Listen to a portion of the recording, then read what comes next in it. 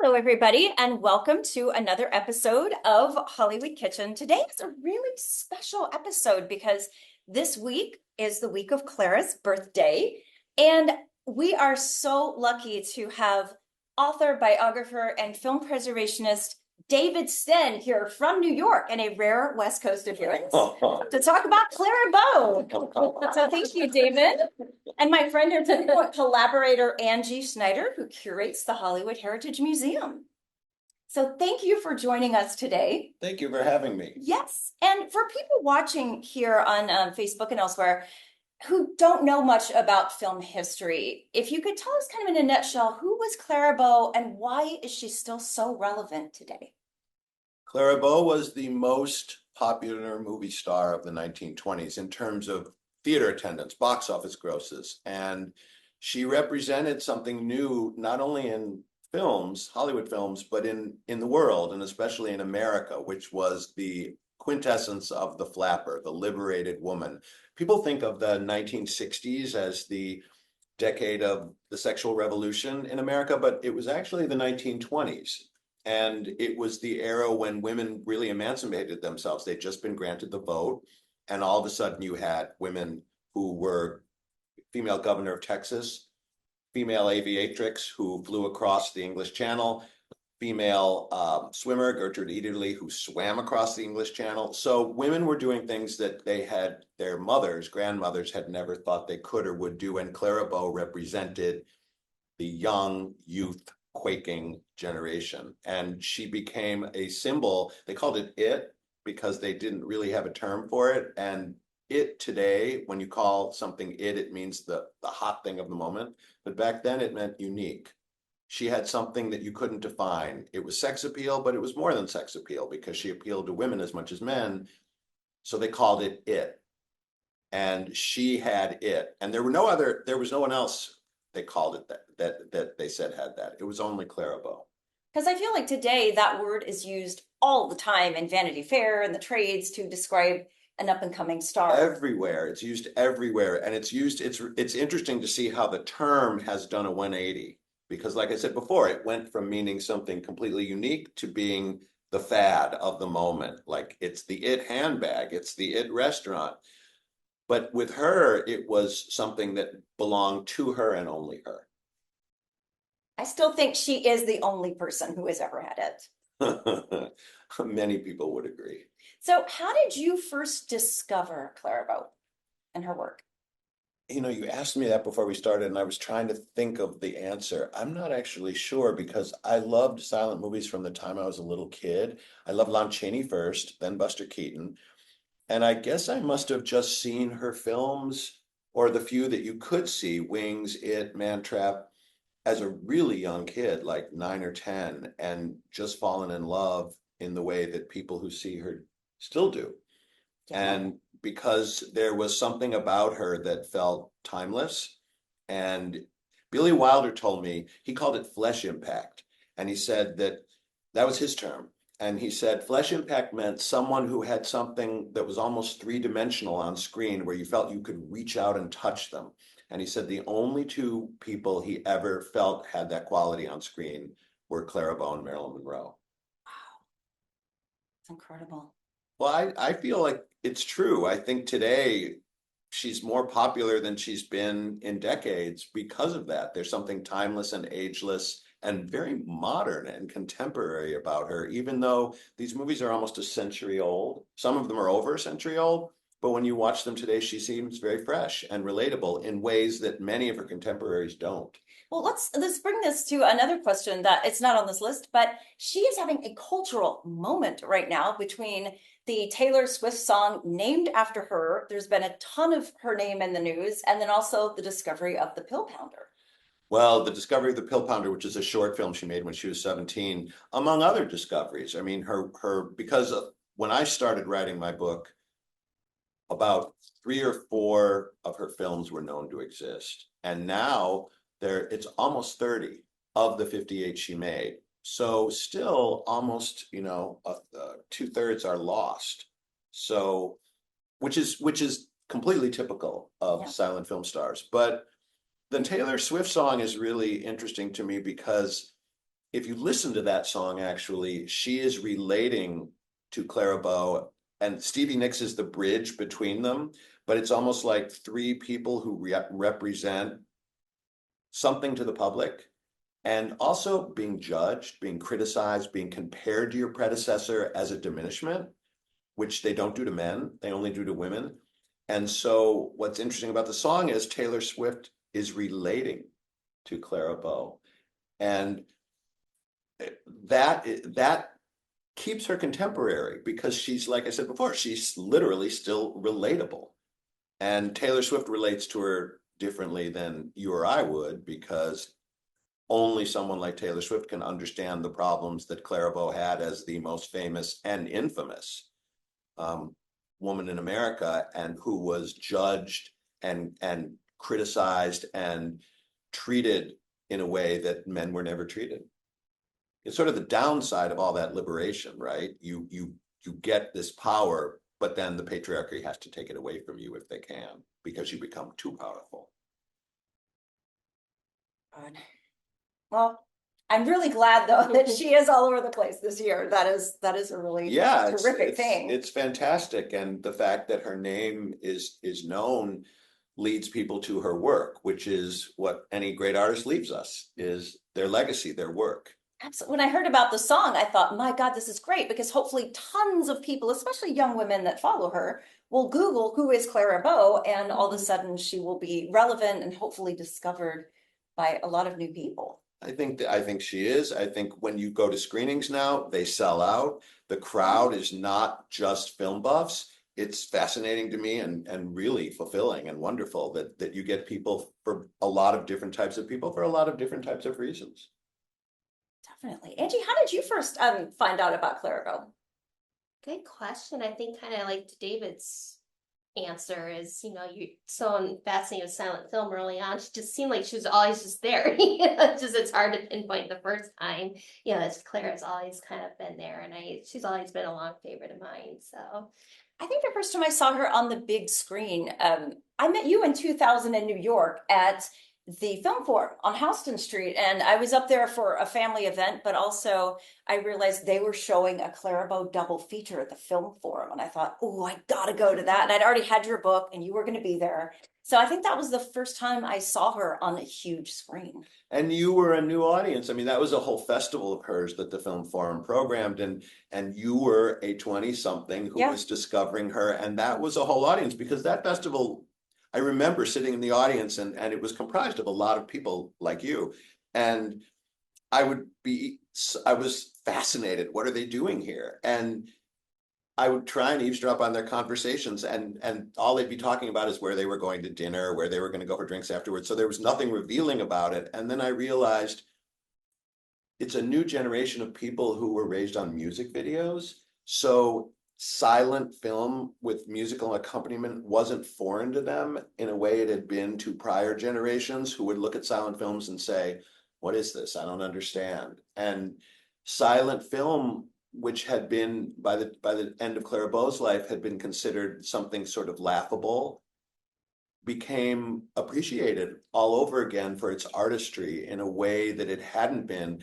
And I was so happy that some of these people that I interviewed got to live long enough to see that change, because they had been told, even in the 1930s, everything you did doesn't matter. It's old, it doesn't make sense, it's antediluvian, and it does matter. And in a way, you could say silent film should come after sound film, because silent film speaks a universal language. You don't need words. Like, the best silent films don't need a lot of titles. And that's absolutely true for Clara Bow. Her face, B.P. Schulberg, her boss at Paramount, called her an emotional machine, where she could tell you everything you needed to know and about how she was internally processing things by her facial expressions. And Gilbert Roland told me that she could laugh and cry at the same time. And you see that in some of her movies. The final shot of Hoopla, her last movie when she was 28, the last time she ever made a film, the last shot, she is laughing and crying at the same time. He said she could do that in real life, and try it sometime. It's not easy. And your biography, Running Wild, this is probably one of the best film biographies ever written. And I would say that regardless, because it's just like the standard by which they should all be judged. How did you get into doing this book? How did this come about? Well, first of all, thank you. It came about unexpectedly because originally I was writing a script because that's what I was doing. I was writing a lot of television, I was writing movies, and I thought this would make a great movie. And Madonna's manager she had just done Desperately Seeking Susan, and her manager called her the it girl of the 80s. And I just had a sort of light bulb, and I thought, okay. And so I went to her and I said, would you play Clara Bow? And she wasn't familiar with Clara Bow, but I showed her some of the movies, and like everyone else, she fell in love. So I started writing it as a script, and she ended up doing Shanghai Surprise instead. And I thought, this is because I was interviewing all of these people who were telling me these amazing stories that no one had ever known about. And I was finding all of these things that no one had ever known about. And I thought, this really should be a book. But I never thought I could write a book, and I never thought anyone would want to read about it necessarily, because at that point, nobody knew who she was. If you said Clara Bow, they said, oh, you mean America's Sweetheart? And you'd have to say, well, no, that's Mary Pickford. But I went to my agent, who sent me to a book agent in New York, and he got me a deal to write a book. And that's how it happened. The material to me felt worthy of a book, and her story felt worthy of a book. And at that point, she was sort of the punchline of every dirty Hollywood joke. And if you read the Hollywood tour books, they would say, this is Clara Bow and the UFC football team, this is her house. And when I saw the movies, I thought, this is an artist. This is someone at the level of, Keaton, Chaplin, Swanson, all the other greats of that era. Why has she been relegated to this reputation? And so I felt like she needed to be restored to her rightful place. And I wanted to share her with everybody, because I thought, all you have to do is see the movies. Like, I don't have to do a hard sell on Clara Bow. And I think that's still true. Yeah. You never have to say to someone, you just go try it. And I've never heard someone say, I don't get it. I've never heard someone say she's not for me. She has an appeal now like she did then. I agree. And here on Hollywood Kitchen, we also talk about the food and the stars. Sometimes I get so wrapped up in talking to my guests, I forget that there's food involved in this whole thing. But when researching this episode, she was such a big star, of course, I found a lot of recipes, including vanilla marlow, chicken chartreuse, jellied tuna, which sounded scary. But and we kind of debated about what to cook, Angie and I. But then in one of the cookbooks, Clara Bow said, I don't cook, but here's what my cook makes for me. So she was very candid about not cooking, when a lot of them would have lied and pretended they were, great at that. But she loved chop suey. And out of all the options, Angie and I thought, well, that would make sense. Because if it were Vincent Price, I would be a much greater stickler about having to stick exactly to a Vincent Price recipe. But the chop suey thing seemed... Yeah, and then the newspaper clipping we found, thanks to David's lead, was that she said that she had taken, you probably can go into the interview a little bit more, but she wanted to go to a Chinese restaurant because she's like, just was not a fancy restaurant. It was her chance just to relax and not have to be at a high dining restaurant. So that's why she liked to go to the chop suey places. But you could probably elaborate more on the interview itself. Well, it was her very first interview in New York. And it was with Hearst columnist Luella Parsons, who was still in New York at the time. She hadn't yet come to Hollywood and become sort of the empress of gossip. And she said to Clara Bow, where would you like to go? Assuming that Clara Bow would say, take me to the Ritz, take me somewhere fancy that I've never been. And instead, Clara Bow said, I want to go to a chop suey parlor. Yeah. And Luella Parsons wrote about that in the interview because she thought that was hilarious. So then I ended up going down rabbit holes. So chop suey is an American dish because it was, it was made by a Chinese chef here in the United States in the late 1800s. And so that's an American dish. But I also grew up with the American chop suey. So there's like two different levels of chop suey. There's like the casserole that could either be with rice and noodles, or there's the stir fry, which would have been probably what she would have had. at a restaurant. So then I went to newspapers. I just searched in 1920, 1930, give me a chop suey recipe. So that's what we came up with. And since oddly enough, you can't cook inside a museum, go figure. We got in my apartment yesterday and Angie and I made the chop suey from a 1920s recipe, which at the very end of the impressive. We will show you what that looked like. Yeah, and you learn things like you have to use suey sauce. Well, you don't just go and buy suey sauce. It's like a combination of even it's like a Chinese wine with cornstarch and oyster sauce. It's like so you marinate that. But yeah, it was a little bit of a process of research of how they would have ate it then. And back then you saw chop suey parlors. That's just not a thing today. So I don't know if it was a fad just for a period of time. You'd still go to Chinese restaurants and get chop suey. Yeah. You'd go to the bistro, Chinese they're done, Hollywood and Highland. And so, I mean, they usually have chop suey, but really it is just a simple stir fry. And I think it's just that suey sauce that makes it different from a regular stir fry to why you would call it chop suey, which is using that oyster sauce with cornstarch and like an Asian wine of some kind. And in our case, I use like an Asian cooking sake. And David, you had such a good point about why she loved chop suey. Yes, I mean, I think unlike any of your other, episode subjects, Clara Bow's relationship to food is based on the lack of food. It's based on hunger. It's based on a childhood that was so deprived, it almost defies the imagination. And she literally went hungry. So chop suey parlors were filling. They were the McDonald's of their day. They were inexpensive. You could eat a lot and you could fill yourself up. It's the same thing with macaroni, which when she first came to Hollywood and she was living with her father, that's what they would cook because that's what they knew. You ate it and it filled you up. And I think, this is someone whose first job when she left school in 6th grade was slicing buns at Nathan's in Coney Island, the hot dog. So she had no knowledge of food and she had no pretensions about food.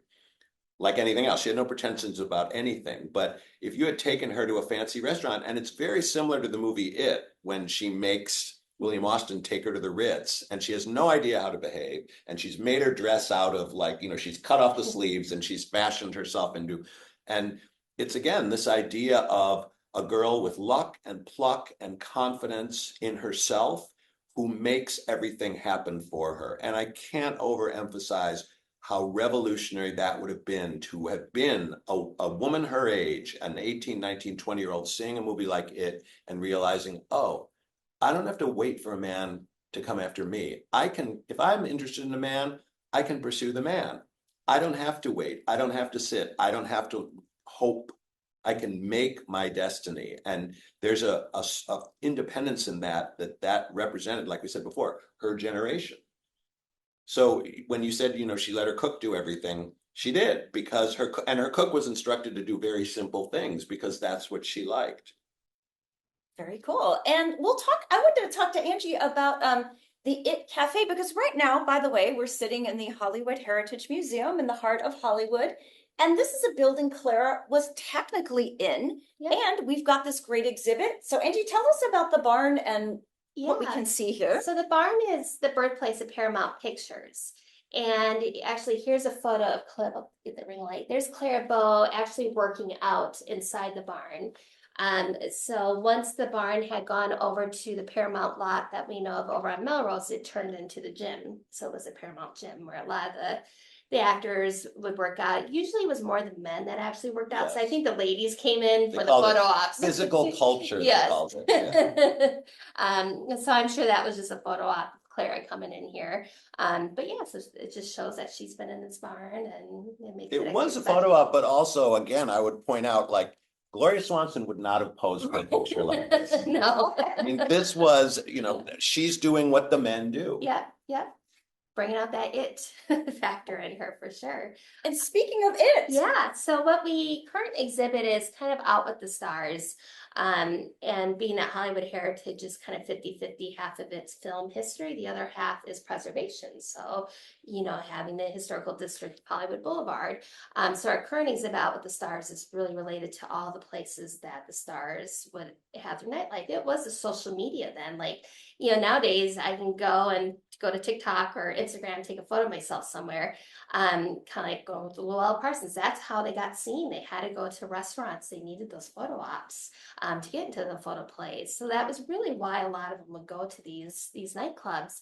And then also there was the investment purposes. There was also that time where a lot of the stars were like, I want to get to the nightclub scene, the restaurant scene. You had Thelma Todd, she had the Thelma Todd Cafe.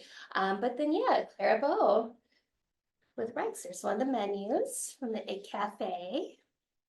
And then it's always just fun to see some of the prices of the items back then. But then you had like little coasters with the little It Cafe. And it's actually a postcard on the back of the coaster where you could put a stamp and send it to your friends, which that is very cool. And I love, as an Art Deco file, I love the Art Deco style of the coaster. And then you got some napkins and some matchbooks.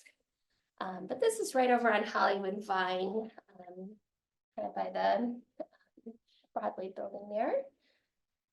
And that opened in what, 1937. It was designed by the Heinsbergens, who were still around into the 90s here in Los Angeles. It's this beautiful, like you said, the design of everything within the interior is really beautiful. Yeah.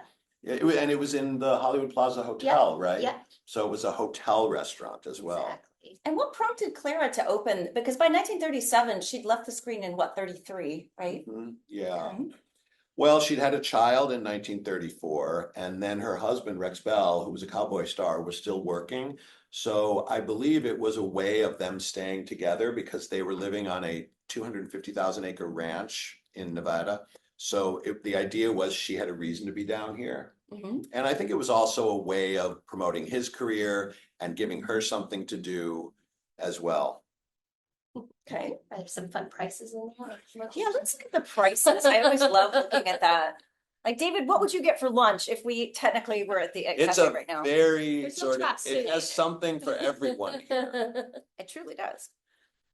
I have never seen a goose liver celery root sandwich. That's and how much would that have set you back? 50 cents. 50 cents. But they do have healthy things too. They have cottage cheese and fruit, and I mean, some things that we still see today and some things we don't. They don't serve shad roe and bacon anymore. But it was only $1.25. These are so fun to look at. What is a jellied essence of tomato? It's a quarter. Now I have tried making shad roe before because as I'm trying to get through the pig fair, cook the recipes, there is a shad roe. I mean, actually finding shad roe is very hard nowadays. What is shad roe? It's like part of the fish. It's like it's in part of the egg. You got the roe. And that Cole Porter song, Let's Do It. Waiter, bring me shad roe. Yeah, it's like longer, like filled with roe, basically. Okay. Extra New York cut corn-fed steer. Yeah. I think I had to order it $100 online or something. It was really hard to find. So interesting. But how long is this exhibit going at the barn right now? At least through September. So yeah, I mean, we got some of the Thelma Todd cafe items. Have everything from the Brown Derby to the Coconut Grove and the Ambassador, and then right behind us, the Hollywood Canteen, which was the other little barn that's where the CNN building is over there off of Sunset. Where all the stars kind of gave back to the soldiers during the wartime. Excellent.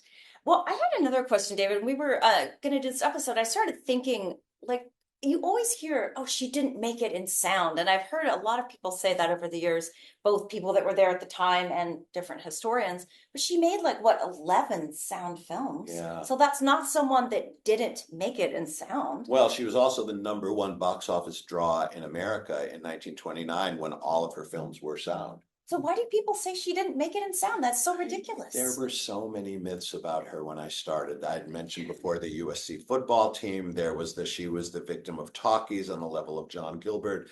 I don't know, partially maybe because she left in 1933 and stopped giving interviews. So when you're not controlling the narrative about yourself, other people can hijack it. I think that was part of it, but it was one of those sort of historical errors that needed correction. Yeah. I don't know where it came from. She certainly wasn't as comfortable in sound. She didn't enjoy doing sound films, and her sound films became very formulaic, which was a professional career problem she had, which is she was such a cash earner.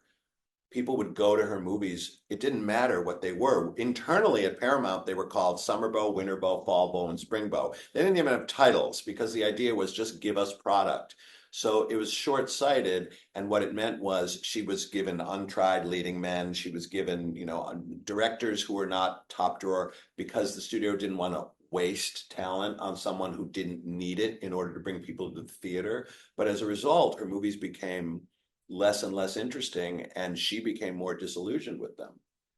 I just desperately wish they could have given her the A-list talent and scripts and filmmakers she deserved. Yeah, it was terrible career management. And within 18 months of her leaving Paramount, the studio went into receivership. So without her, it was really a disaster. Wow. Let's look at some memorabilia, Angie, because Angie, of course, has a terrific collection of things that we can look at. Yeah. Well, I brought, this is a newer piece I just got. Let me get out of the way here. It's just a trimmed part. I know a lot of your viewers love their posters. Part of a 6-sheet poster that was trimmed. So someone just obviously saved the best part of the poster, which is Clara and then her name. And they have linen backed. So that's the newest piece. And then the piece by Carrie is a negligee, a screen-worn negligee. Can you see? I think you can see I think I can lift it. Only about 3 or 4 costumes I've been able to identify Claire's that are still in existence. Hollywood Heritage has one that we have on loan right now to London V&A, and it has a Paramount label and her name written in it. We've been able to identify it in Wild Party that was worn by our co-star Adrienne in that. And then there's one in France. So there's very few costumes. I don't know, you might know of a few other costumes out there. I only know of the ones that she kept. Yeah. That are still in the family, Yeah. but they were not really costumes as Right. much as worn for publicity sittings, Yeah, photo sittings. Exactly. So I mean, I'm still trying. She wore negligees in a lot of her movies. You mentioned Hoopla, one of her last. Like, here's a great jumbo lobby card of her. Very pre-code per se, but there she is wearing a negligee. And then this is a great signed letter that she signed to the Egyptian Theater for all of our, again, going back to our preservationists, about how much she loves seeing movies there and that she wants her special chair saved for her when she goes to the Grauman's Egyptian Theater. And what else did I bring? The photos? Oh yeah, and then what was it, maybe about 6-7 years ago when they had our big auction at Julian's. I'm trying to remember when it's been now. It's been a while. Oh yeah, I think it's 2017. Yeah, so I did get some things. So I had gotten a group of a lot of the signed photos that were in her collection. There's some in here from Marie Chevalier. There's Marie Chevalier, that's one of my favorites there. So it's signed to Clara, that one's signed Clara Bow. She had a great photo of Gary Cooper in her collection that I just love. And then some of her oversized photos. That movie's Dangerous Curves, Yeah. where she's a circus I think aerialist. Collection, so nice oversized. A sign Einar Hansen, the Children of Divorce. They only did the one, right? Children of Yes, I Divorce, believe think. so. Yeah, so those are some of those. And then I don't know if you want to talk about Oh gosh, yes. her rumors. Well, that was after the trial of Daisy DeVoe, her hairdresser turned secretary, best friend, and there was a tiff between them that turned into a scandalous trial. And Daisy was tried for embezzlement and 37 counts. She was convicted on one. And ironically, the one count she was convicted on was a check that Clara Bow herself had actually signed. So it became this bitter catfight and Clara Bow didn't want to participate, but Daisy was angry and Daisy turned on her. And Daisy spoke to this man, Frederick Journeau, who published this booklet, Clara's Secret Love Life, which is vicious and vile. And it was followed by a 4-installment newspaper called the Coast Reporter, which is also here, it says Coast Reporter, although this wasn't the newspaper. And those were banned by the US government in a landmark obscenity trial. And the only editions of those that survive are still held by the federal government. And those Clara Bow said when she read them, she threw up. And that was really what precipitated a breakdown in her decision to leave Paramount until she had the big comeback the following year at Fox with Caller Savage. So these are very rare, and this is in great condition. I also wanted to ask you, you've done so much work tracking Clara's films down, getting them preserved, finding them, funding them. Tell us about the work that you've done and that you're doing now in that area. Well, as most people probably have heard me say over and over, 80 to 90% of all silent films are lost because movies prior to 1952 were made on a film stock called nitrate, cellulose nitrate, and nitrate has it's like nitroglycerin. It has a chemical composition which is very unstable and can spontaneously combust or can disintegrate into dust. And nitrate, when there's a nitrate fire, it feeds on air. So you cannot put out a nitrate fire. You can drop a burning reel of nitrate into the water and it will burn. So it's very dangerous. And Fox, for example, had all of their negatives stored in a facility in Little Ferry, New Jersey. And in 1937, there was a nitrate fire there. Everything, including the negatives for Hoopla and Collar Savage, Clara Bow's films, all of Theda Bara's silent films, all burned and were lost. So these films of hers, and like I said earlier, all of her contemporaries were at risk. And like I also said before, after sound came in, silent films were considered completely useless and worthless. There was no ancillary life, there was no value. So the studios stopped taking care of them. At Universal, they destroyed them intentionally. At Paramount, it was more benign neglect, or maybe I should say malign neglect, because they didn't do anything to them, but they didn't do anything for them. And so they were decomposing. Some people have told me, like going to Paramount in the 1950s, early 1960s, seeing like Rough House Rosie, one of Clara Bow's lost films, seeing that it was in terrible shape and offering to pay Paramount to preserve it with their own money, and Paramount refusing.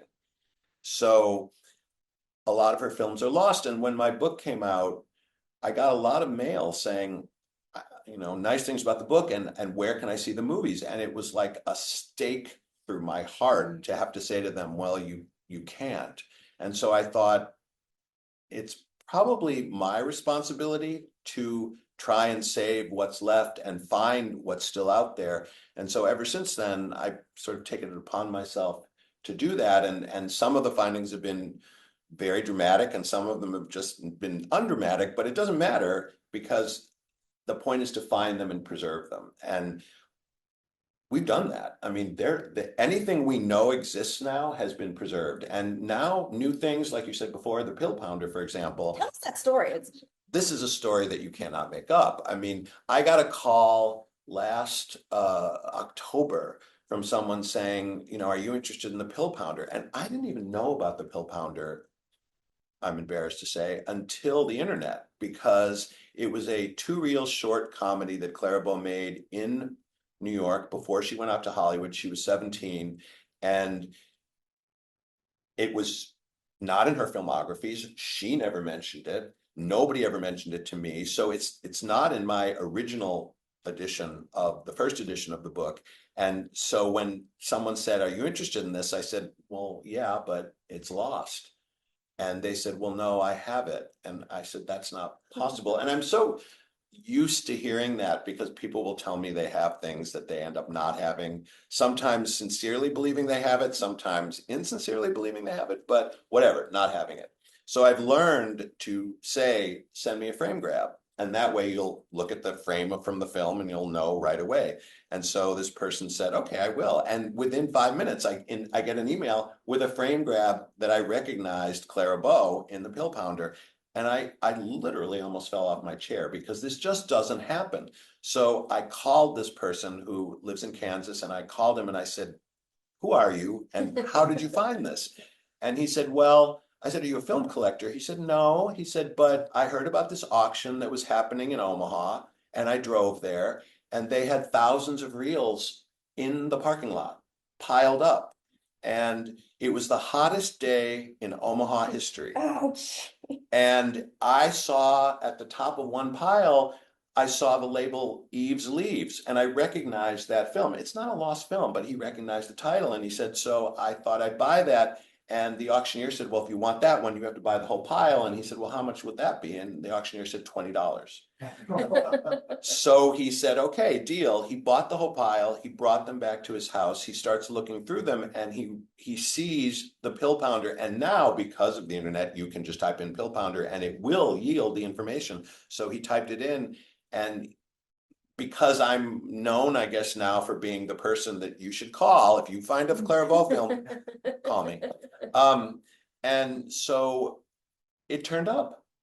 And it was really a miracle, because what are the odds that would have happened? And it gives you hope for everything else, because you think if it could happen for the pill pounder, it can happen for all 4 of her 1928 films, which are lost. That's the height of her career. All 4 films she made, including the only drama, Ladies of the Mob, are lost. So imagine if Gentlemen Prefer Blondes, The 70-Year Itch, How to Marry a Millionaire, and Bus Stop were lost. The 4 films Marilyn Monroe made in that height of her career period.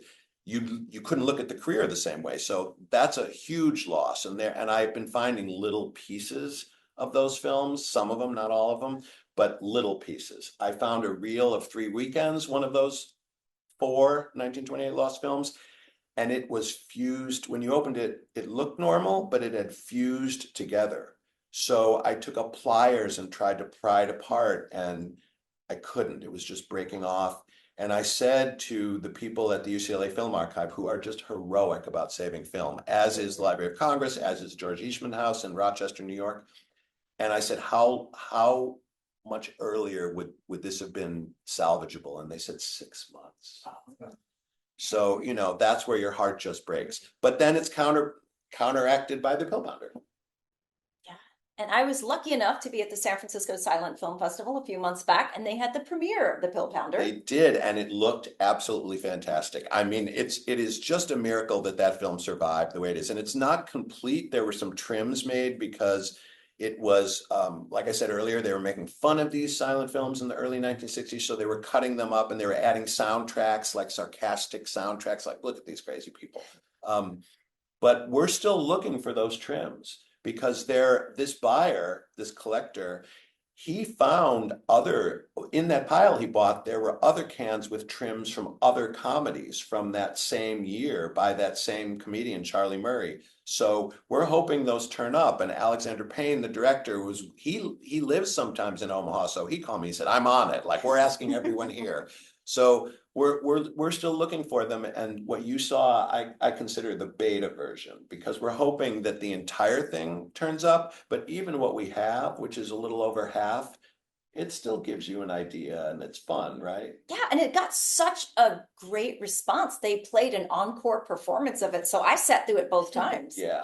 It plays really well, and it's fascinating to see her so young and already such a star, such a clear star. But I think one of the reasons why the people that had it didn't realize what they had is they chopped off the original title cards and just put the pill pounder. So if you didn't know film, and before the internet you had no way to consult it, how would you have recognized her as Clara Bow? Definitely. Is the pill pounder gonna come out on streaming or DVD? Or is there any way people can watch it? Because when I do these episodes, I love to try to tell people, okay, here's where you can find this or that. And it does get frustrating because some of these stars, Really especially the Senate frustrating. ones, Really can't. frustrating. Sorry about this. The good news is that because of the expiration of copyright, we're up to 1928. So anything prior to 1928 is now in the public domain. So it can be streamed, it can be shown. You don't have to get anyone's permission. So those titles are starting to appear online more. I Okay. think the idea of a DVD release or a Laserdisc release, not probably realistic anymore, Yeah. because it's all about streaming. But that is the good news. The other good news is these restorations are beautiful. The technology that exists now to do the best possible job you can, make them look, and it's ironic because MGM was saving its silent films in the late 1960s, but they were just sort of copying it without any kind of work. Whereas now everything is meticulously done. You can scan it, you can digitally do work on it. So the restorations now make the product look so superior to the movies back then. Very cool. And I know that Children of Divorce is a Flickr Alley DVD release. That one Yes, is findable. we fought very hard to get that, get the rights to that and get that all. And that was another case of a movie where Children of Divorce, the original camera negative, was sitting at the Library of Congress. And I went to them and I said, you know, have you preserved this? And they said, no. And I said, but you have the camera negative. And so they did it. And it was the last moment that the camera negative fell apart as soon as they were done. So it was really nick of time. And that preservation is beautiful. Agreed. Agreed. So are there any Clara Bow films on streaming or online that people maybe watching this could find or? I'm sure they can. I mean, I know the San Francisco Silent Film Festival, they put there and they've preserved and are preserving. There's some big titles coming up, big surprises coming up for her films from then. But I don't think UCLA has put theirs up yet or the Library of Congress, but I think that's imminent. You know, it's hard for these archives because they're focused on preservation as they should be. So the idea of spending the extra time and effort and money to get that all set up, somehow there needs to be some partnership established with people who are skilled at that and can arrange that. Because you don't want to say to a preservationist, take the time to put this up when they could be saving a movie. It's a tricky, but I always advocate for these films to be seen because preservation is the first step, but the second step is exhibition, right? You want to see these films that are preserved, and that's the whole point of why they were made. That's the whole point of why we care. So they're getting a lot of screenings. There will be a big festival this fall in New York of hers with all these new prints, new restorations, fantastic looking things that in the prior one you talked about, or the earlier one in 1988, you had to settle for either junky 16 millimeter prints or prints that weren't, you know, the best. And some titles didn't exist back then that we now know do. Wow. Because you've always said it doesn't, you need to see the films because Yeah. that's how they live on. Yeah, I don't think my book means a lot without the work. You know, you wouldn't write a book about Michelangelo and say, trust me, the Sistine Chapel, it's good looking. So the films are what makes her important. The films are, she's an artist, and so she should be seen for her work, for her art, in the same way you can see any of her contemporaries. And there have been heroic efforts on behalf of Buster Keaton and Charlie Chaplin and Gloria Swanson beyond the rocks turning up with Rudolph Valentino out of nowhere. So miracles do happen and continue to happen. I think the difference now is it used to be these stories where we'd find something in a barn or in an attic or in a cellar. Now we find them on a shelf at an archive.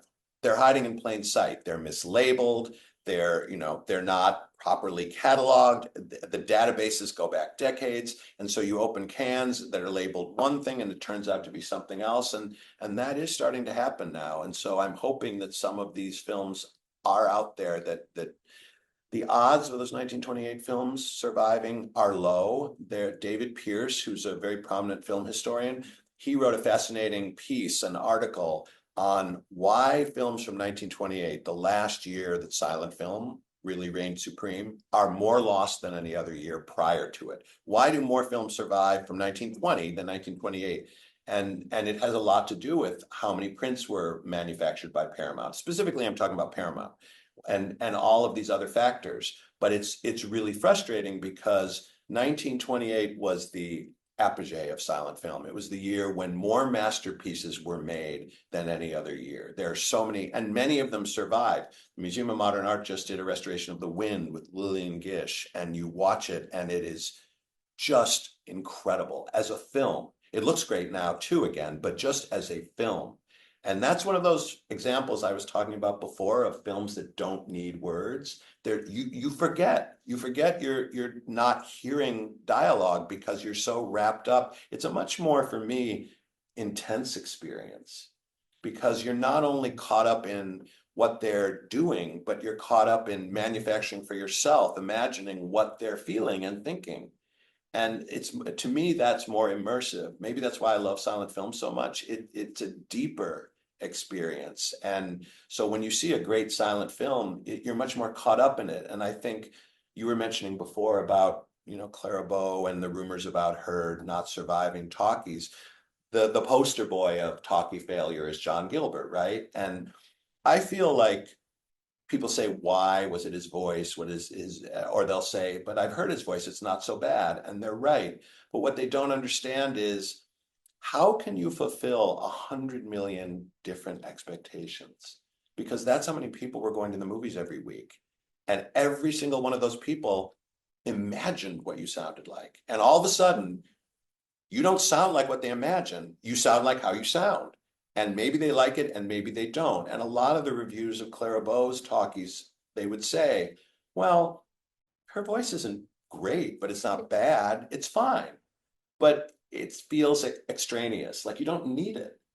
When she talks, her face is still moving and you get everything from that. Didn't Mary Pickford have a quote that sound was like putting lipstick on the Venus de Milo? Kind of like you went backwards, you kind of have to learn, like you said, the expressions, it's the talent to tell a story without words. It's a whole different art. It's almost like then when you add words, it's too easy. Yeah, I mean, it's like taking someone out, yanking them out of the Super Bowl and saying, okay, second half, you're playing the Stanley Cup. Like you've learned a skill of conveying feeling without words. And suddenly you're told, no, no, no, no, no. Don't you need to use words. And Clara Bow, she called her lines, my words. Like, where are my words? Because she didn't need them. She didn't care about them. And yet she had to say them. And in The Wild Party, there's a line where she says, I'd like to meet him perpendicularly, about Frederick March, her co-star. And she was crying on the set saying, I don't understand what that means. What does perpendicularly mean? What does I'd like to meet him because to her, it was all about, I need to show people what I'm feeling. That's my work. And then if I show them, hopefully they'll feel it too. But suddenly it's, I need to tell them how I'm feeling. And so that's why most of those early talkies, they're so hard to watch. That makes sense. That definitely makes sense. And tell us about Clara's surviving relatives today. Well, she had 2 sons and they had children and they had children. So we're up to, I believe, the 4th generation, the great-grandchildren. Are they in any way involved in Clara's work, or do they at least? Some are on social media and are very much proponents of it. Some of the granddaughters, especially with Taylor Swift, and some are more quiet and shy. Remember, she retired at 28 and she lived till 60. So more than half of her life was spent not being a movie star. And so her family never knew her. Her sons never knew her as a star. I showed her sons it for the first time when they were in their 40s. They'd never seen their mother in a silent film. Wow. So they didn't have this consciousness of, oh, my mother was a movie star. And she was very careful about that. She didn't want that for them. That makes sense. And I also want to mention, if for those watching, if you've never also read it, David wrote a terrific biography on Jean Harlow called Bombshell, The Life and Death of Jean Harlow. Thank you. That's excellent. And the documentary Girl 27, which is also well worth checking out. Thank you. Yes, and that's now, Girl 27 is now, speaking of streaming, that is streaming online on my YouTube channel, free. So I welcome everyone to watch that. It's interesting how this current generation is consuming film, because I go to a coffee shop almost every day because I love it. And I was at the counter the other day, and the young man, I say that he's probably 21, covered in these tattoos that kind of reminded me of Night of the Hunter. So we start chatting as he's making my espresso. And I tell him about Night of the Hunter, and he said, okay, I'll check that out. Well, a week or so later, I'm in the coffee shop, and I said, oh, did you check out Night of the Hunter? Can't find it. But what do you mean you can't find it? It's on Blu-ray. And he just looked at me like I was nuts. And he goes, what do you mean? I go, DVD, Blu-ray? And he goes, I can't find it on streaming. And I suddenly felt like 100. Well, how many people have DVD players anymore? Like your laptops don't even show DVD. It's hard to see. Yeah, so it hit me like, oh my gosh, he doesn't know the world the way I know the world. I mean, to him, if it can't be streamed, it can't be seen. And that was where he was coming from. Yeah, that's their norm. But I'm so envious and they're so fortunate that they can see anything at a moment's notice, really, if they try. And I remember trying to stay up for the late show and you'd be like 12 years old and you had fourth grade the next day and you were like, and you'd fall asleep 5 minutes before it started and you'd wake up the next morning going, I missed it. And they won't show it again until I'm in like seventh grade. So it's very different now. And I think it's great that they have the opportunity to have them accessible. I went to a coffee shop and I talked to someone with a tattoo that said Clara Bow. Wow. That is so cool. Mhm. They must have died when you told them who you were. I did not tell them. Oh. I wanted to know all about them and the tattoo. How did they know because, about, like, what was their awareness to her? you know, that's what I mean by it's been so normalized. The answer was not particularly satisfactory because I kept asking and they said, I love her. And I said, well, how did you find her? Well, I just seen her movies. Well, where have you seen your movies? Well, you know, they're shown. He's telling me, well, Right. they show them at theaters sometimes, or you know, you can see some of them, like Yeah. they stream some of them. And I thought, you don't realize like how I couldn't see these movies. Right. I had to pay a film collector to bring Madonna to his house so we could watch Man Trap because he was the only person who had a print Oh, wow. and he wanted money. So I paid. But you couldn't just, you know, Or you used to have the little Blackhawk catalogs, you know, where you would order your films and and those were mail. limited. You know, they had certain titles, but they had the Blackhawk Yeah. had no Clara Bow titles. Yeah. So Well, let me check my phone and see if we're getting any questions from the live audience here. By the way, sometimes the questions don't pop up till much later. So if I don't get to your question, I apologize, but sometimes that's just the way it works. Okay, we have 46 comments right now. So let's see. Danny Miller, shout out to Danny, another friend and collaborator. Girl 27 is a great doc. David Stenn has such an amazing career, so many incredible accomplishments. thank you very much. Yes. That's really meaningful. Seriously. Love both of David's books. Documentary is first rate. Thank you. My daughter is a Swiftie. I was so pleased when she came to me asking about Clara Bow. Me too. Me too.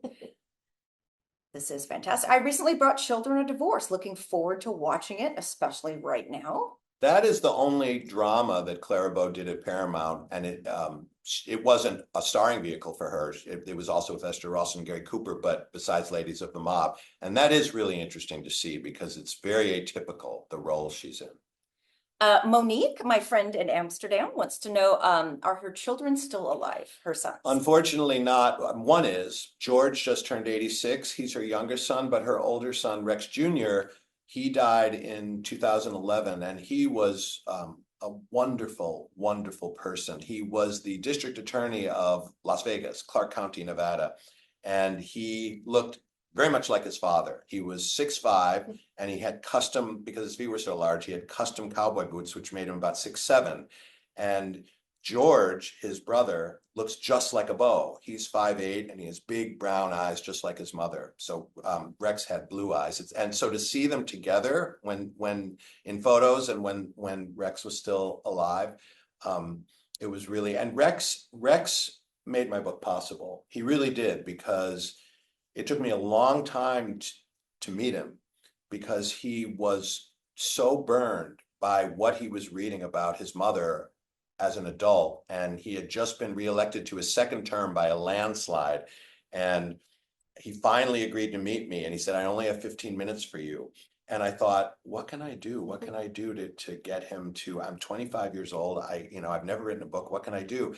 And so I thought, all I can do is share what I know, because I've worked really hard. I've researched a lot. So I went to his office, and he was very intimidating. And he's a cowboy, and because he grew up on the ranch. And so I said to him, what do you know about your grandmother, your mother's mother? And he said, well, I know she died when mother was a very young girl.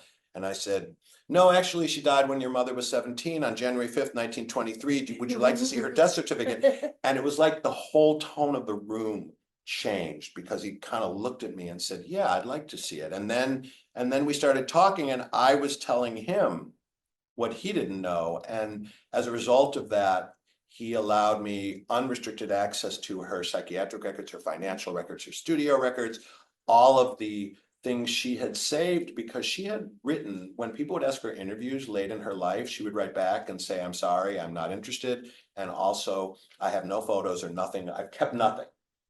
She kept everything. She had her fan mail, she had photographs, it was this archive that was in private hands and was just phenomenal. And it had survived because Rex lived in Las Vegas and the climate. If he had lived in Miami, it would have been jello. But thankfully, and he made that book what it was because he allowed me to access what no one had ever seen before and tell the truth because I had the documentation in front of me. Yeah, did everything go to UNLV then? Some of it went to, yeah, most of it actually, the documents Yeah. went to UNLV now. And they also, I believe, oversee the ranch. The ranch is now a National Historic property. It's part sheriff station too. I think last time I went there. Is that right? Yeah, they weren't doing tours. I mean, it was just post-pandemic. So I don't know if they were starting yet, but at the time it was just a sheriff I station. think they're doing tours now.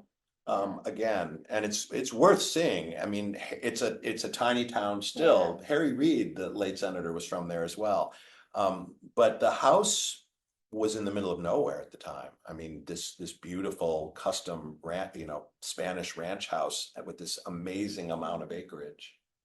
Well, I went to the University of Nevada website and I did find some documents and photos of Clara They have on a the lot of photos website. up. So That's From right. the ranch. I think a lot of them are the ranch photos too. I found one of her cooking. So did she cook on the ranch or was that another? I've seen that picture. I've seen that picture, and my guess is on special occasions. Let's put it that way, on special occasions, like when a photographer's there. But the boys grew up just on the ranch, and she was there all the time at that time with them. And so there were meals made, but I mean, they had staff. Yeah. What do you think she would make of the attention she's gotten in the last year? If she were here today, what do you think she'd think about it all? Well, I know in the 60s, when she was starting to be, rediscovered by a new generation, she wrote someone, because I have the letter where she says, I get these letters from young people. She said, I'm baffled, but I'm thrilled. So I think she would be proud. I think because she had been so maligned and treated so terribly. She was essentially run out of Hollywood in 1931. And to have a generation of women now looking up to her as a pioneer and a leader and a role model would be something she couldn't have possibly imagined. And I would think and hope that that would give her enormous pride because she deserved it. She earned it. And she got so much pushback in her lifetime and so much censure that to be celebrated for the very things that you were once condemned for would be sort of a fitting, it's almost like justice. Yeah. And there's a wonderful documentary by the BBC that's on YouTube for anybody watching that would like to see that. It's on YouTube. And it's the best documentary I've ever seen about her. And I've seen it a few times and I always start crying at the very end because it ends with the only color footage of her feeding fish to that seagull with the music. And that we found in a barn that belonged to, it was in Lone Pine, and it belonged to the director of Red Hair, that movie, Clarence Badger, in the 1920s. And it had changed hands many times. And there it was it was really an outhouse more than a barn. So it was a barn find. Yeah. Wow. Which kind of brings us full circle to the barn right now. What do you know about that? Everybody's been talking about that Clara Bow house right now that just got sold. I just went by that on the way here. Yeah. Can you tell us a little bit about the time she was there? Yeah, that was, I found her listed there in the 1926 LA City Directory. So she was there early, like 25, 26, briefly, like about a year. She lived there with her father and Artie Jacobson, who was a beau from New York who had followed her out here and then had his own long career as an assistant director and was a fantastic source of information. And their romance was over by then, but he was living there as well. And so they rented it, they didn't own it. But she absolutely lived there, and it was the site of the notorious macaroni fight with her father at dinner when she lost her temper and they started hurling food at each other. And it's amazing it survived because that whole, the stretch of Hollywood Boulevard is like 50s, 60s kind of apartment houses, and then there's that little bungalow on the corner. And I'm thrilled to see that there seems to be a barrier wall going up around it, and the awning's been put back, so it looks like it's just not cleaning up the yard, and fingers crossed. Yes. All right. Well, any further questions for David Yeah, or? fabulous. Okay, let me see if there's any more from our audience here. We're just so grateful that you could come out and do this. This has I'm really happy been to- I'm happy to fantastic. be here. We are happy to have you here. I think that's it for the questions, but I will definitely keep you posted if any other questions roll in for you. Okay. And we have the plate of chopped suey that Angie and I made yesterday. Oh, you have to show your stuff. Oh, I have to show my stuff too. Let's go ahead and bring in the chop suey there too. I do also in my very small collection, I have a letter that Clara Bow wrote to someone about how she just finished Since Wings, I've just finished it. And she's talking about children of divorce and my second starring picture, Rough House Rosie. Yeah, so this would date this letter to mid 1927, and you can see that it's addressed to dear fan friend, which is what she called her fans, because unlike other movie stars, female stars who would walk around Hollywood with a leopard on a leash or a, huge Rolls Royce, she was very humble and truly considered herself a representative of real people. So to her, she was just like her fans. And so she represented them and she called them my fan friends. So this was something that Paramount would have had because she received more fan mail than anyone in the history of Hollywood. And so she had so much that they had to hire special people just to answer them. And so they would. And so this is a form letter on her letterhead that would have gone out to fans. And you can see it's CBMB. So whoever MB was, that was who it was dictated to. And it was a way of, it was very important in the silent era for studios to let their stars reach out to their fans. It's no different in a way than social media now, where you are staying in touch with your fans because that is how the studios are gauging your importance. Is this a real signature or is this a stamp? It's a stamp, Stamp. Okay. but it would have been, or it's someone who's really practiced hard. Secretarial or something. And then I have this picture of Clara Bow as well, which is kind of one that I haven't seen turn up quite very much. All right, and we will now get the memorabilia out of the way of the chop suey. But all right, here is the chop suey, again made from a 1920s recipe by Angie and I. And should we all try some? Sure. And thank you guys for Never had watching chop us. suey. Thank you so much to everybody. Thank you to David. Thank you, everyone. Thank you. And please Thank stay you, tuned Terry and Angie. for more food, fun, and film history. It tastes good. Yeah, it is good. Tastes like Chinese food. They would serve it hot. No. We're in a barn. Stay tuned for more food, fun, and film history from Hollywood Kitchen.